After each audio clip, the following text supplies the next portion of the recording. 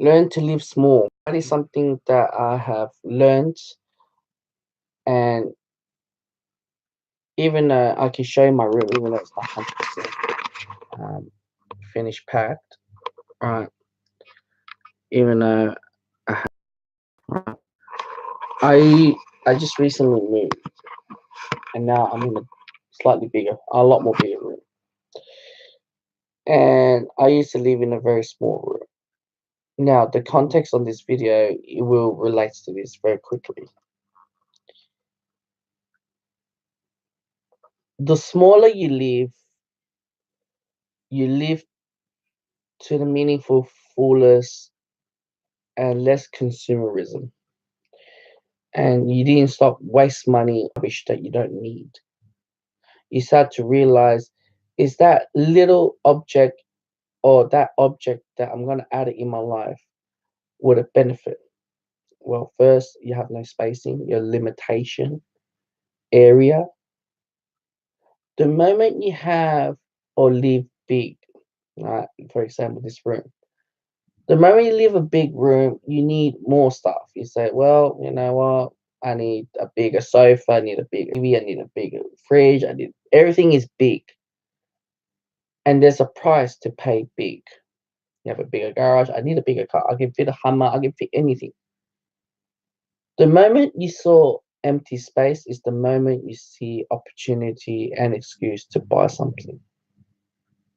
And if I give you this example, I know this is pretty common in most family. All right, let's just say I'll give you a rundown from dating to all the way to death. All right, when you're dating, you and that missus live in a room or decide to rent a whole house. The moment you step in the whole house, you got to buy a lot of furniture, a lot of stuff. Then when you have kids along, all right, when you get married and you have kids along, you need a bigger property because you start to realize, well, I've got two babies, two children, which they're going to grow up. They need two own rooms. So you extend it to a 3 to 4 bedroom house. The house gets bigger, the roof gets bigger, the bills gets bigger, and everything gets bigger. Okay, you can live the exact same life with a 2 bedroom apartment or a smaller confined space. The bigger you go, the more money you pay, regardless of everything, regardless of maintenance bills or land tax or even consumerism, what you just saw in my room. Right. The more you get, the more you buy. Right. That's the goal.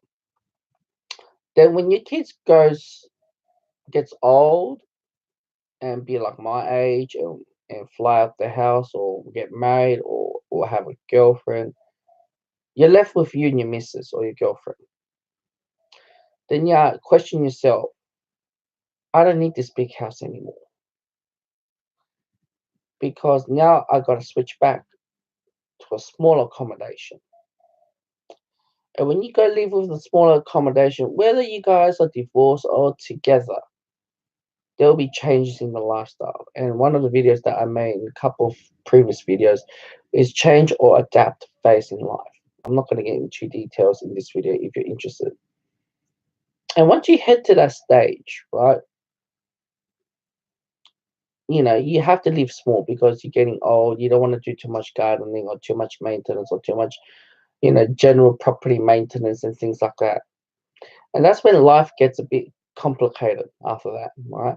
You tend to live smaller and smaller and smaller. You're not living bigger and bigger and bigger. So in life, what I'm trying to say, and the next phase of life is as you get older, right? And you get older, you go in aged care or nursing home, or your missus look after you in a certain, if your marriage lasts that long, I'm just saying, or your relationship lasts that long. Then you're going through that phase of life, and whether you can handle that person or not, or maybe your siblings or your kids can look after them. We lost that culture tradition in the Western world, unless if you're coming from Eastern European, if you live in Eastern European, or you live in Southeast Asia. I'm particularly dominantly talking about the Western civilization about this video. Then you live in the aged care, right? or nursing home, right? And you have high level of care, right? And you live smaller. You live into a studio, sort of like a studio, a one bedroom, including with an ensuite, which is a bathroom, toilet, and that's life. No matter how big you go, you always end up living small. No matter how well, obviously, if you're successful, you have the money to buy all that. But I'm generally speaking, majority of the population here. You see, if you're a single person, you leave this simple room, you're not complaining. The moment you add your girlfriend or the love life in this room, you say, this is smaller, I need this, I need that, because the second person needs the second spacing. For example, maybe makeup station, makeup corner, or probably need a bigger, I don't know, probably needs a lot more easier. So, what I'm trying to say, as a single person, you can go through sharing, just to have a room, and you have your missus, you share a room together. And when you try to move on to life, you try to get deeper, right? Whether you try to get to a house or things like that. And my girlfriend always asks me, I want a brand new house.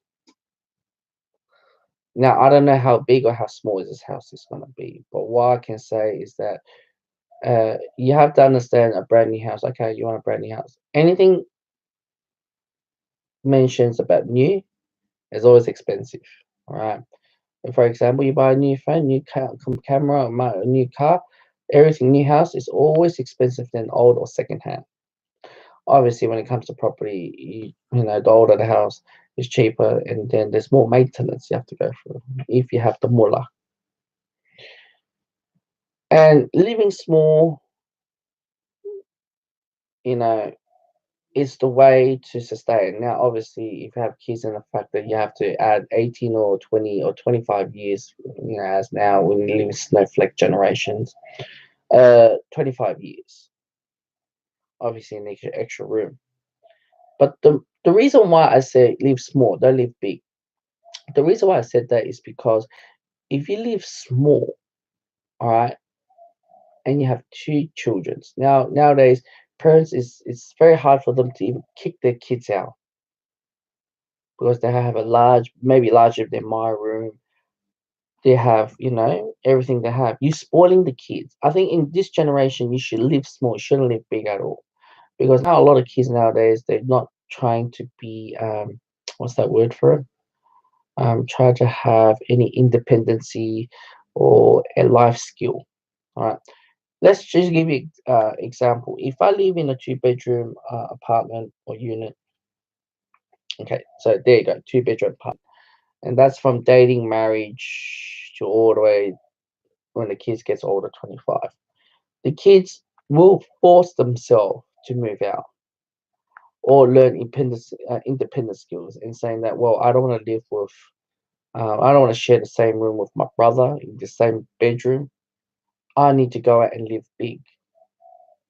And that is something that I wish for everyone should understand about it, because the moment you live big, there's a lot of things going on. Obviously, you can maintain the house if you're lucky enough to end to die, but you're actually spoiling the kid not moving out because I got my own privacy.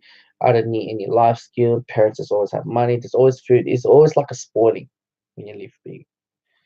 When you live small, the kid will drive to have those sort of independent skills and move out because they can't bring the girlfriend over because the brothers live in the same room or the sister live in the same room, and the sister say doing the same thing. I don't have a private life, you know. We're living a snowflake. When you're living this, always need help, reliance all this time. So that is the best way to conquer this whole thing about this whole idea on you should better stay small and remain small, because the life you get older, you live even smaller. And if you watch for the past 100 videos and where I do my videos, my room is very, very confined and small.